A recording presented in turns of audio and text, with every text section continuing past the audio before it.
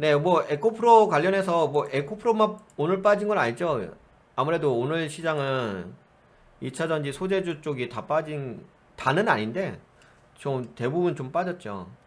근데 제가 보니까 2차전지 소재주 중에서도 최근에 많이 올라왔던 종목들이 있잖아요. 근데 그런 종목들이 빠진 걸로 보여져요. 그러니까 뭐 2차전지 소재주 모든 게 다 빠진 건 아니에요. 그래서 그런 부분은 좀, 예, 좀 선별해서 감안을 하실 필요가 있겠다라고 말씀드릴 수가 있겠습니다.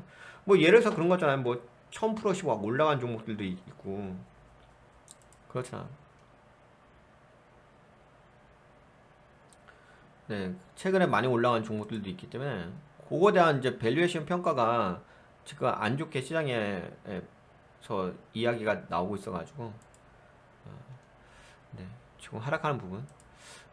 이거는 어떻게 여러분들이 이해하실지 모르겠는데, 우선은 뭐, 아까 전에 제가 그 시장의 흐름에 대해서는 좀 말씀드렸죠. 지금 2차전지 소재주가 뭐 중국과의 가격 경쟁력에서 밀릴 수도 있겠다. 이런 부분으로 인해서 좀 하락을 하는 거잖아요.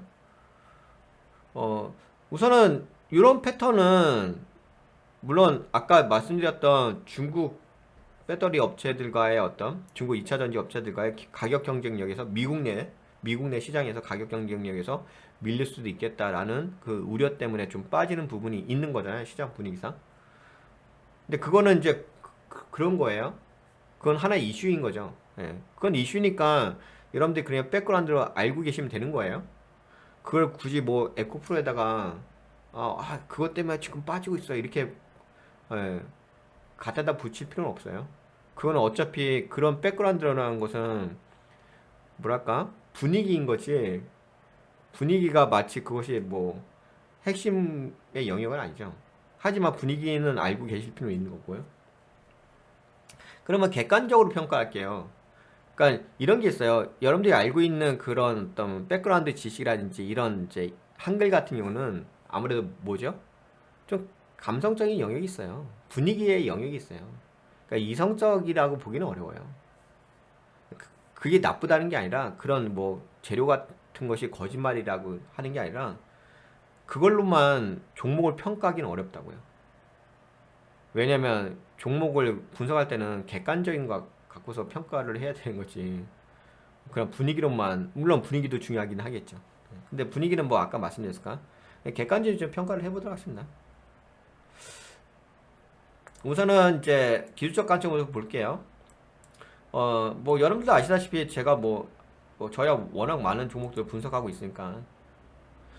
근데 지금은 최근에 이거 한번 볼까요? 79만 원이죠? 제가 오늘 이런 형태를 좀 많이 보여드릴게요.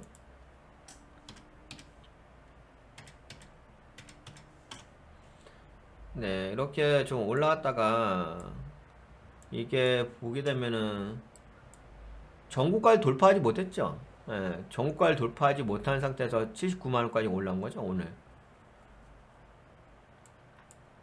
그리고 뭐 82만 원도 돌파하지 못한 상태고요. 그 다음에 최근에 좀 빠졌던 것이 49만 9천 원이죠.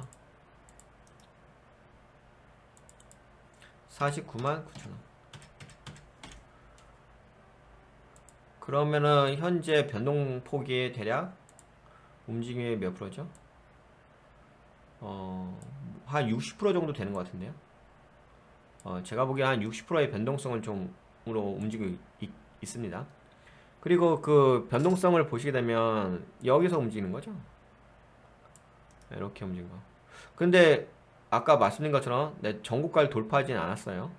그럼 추세적으로는 어떻게 되고 있는 거죠? 추세는 상승은 아니죠.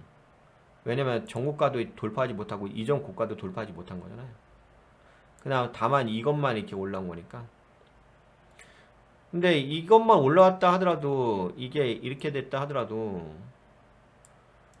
이거는 보시다시피 추세가 깨졌잖아요.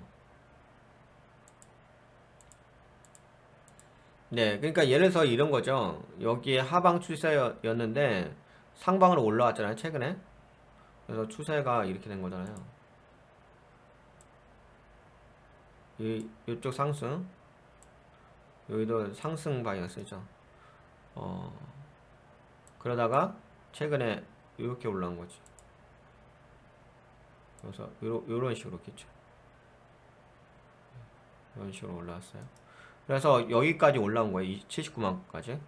근데 보시다시피 여기까지 올라왔다가 이전 고가도 돌파 못했고, 이틀 전, 아니 두 번째 고가도 돌파 못했잖아요. 그러면서 지금 캔들 자체가 뭐죠? 하락 장악형 블랙 캔들 나왔죠. 그리고 상승 추세 무너졌죠. 여기 하락 돌파 자리에서 돌파는 했지만 올라갔다 빠져버렸죠. 그럼 결국은 지금 포지션이 어디에요? 에코프로는 원래는 돌파했으면은 올라갔다 한 요 정도 선에서 지지를 했어야 되는 거예요.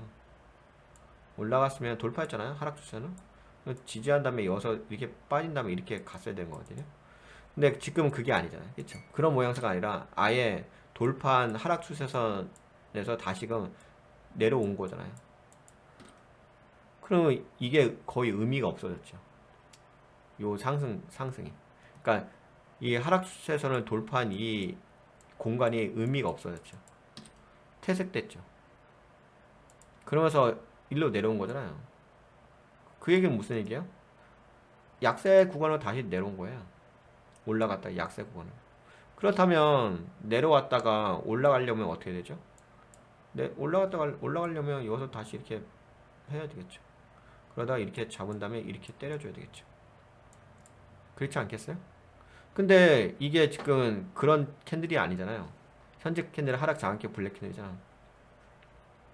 뭐 그렇다고 한다면은, 그렇다고 한다면 나중에 여기 돌파할 때 보세요. 돌파할 때 이 하락 추세선을 다시 돌파하면서 여기 이만큼 다시 올라서 할 때, 지금은 조정 구간이라고 보시면 될 것 같아요. 현재는 당분간은 조정 구간이겠죠. 캔들조차도 물론 뭐 지금 자체가 뭐 크게 하여튼간 약세는 맞아요. 약세는 맞고, 물론 그건 있죠. 하락하게 되면 이쪽 라인의 지지 라인이긴 하죠. 하락을 할 때는 항상 그래요. 올라갔다가 하락하잖아요. 그 올라가려고 했던 여기가 매직 구간일 거 아니에요. 떨어지면 어차피 걸리긴 해요. 그럼 걸렸다 다시 또 반등해줘요. 다시 또 빠져요. 그것도 뭐 지지해요. 그럼 또 반등해줘요. 다시 지지해요. 반등해요. 근데 결국에는 추세는 하방이잖아요. 그쵸? 그러니까 지금도 마찬가지겠죠. 지금도 올라갔다가 정고점을 돌파하지 못한 상태에서 빠진 거잖아요.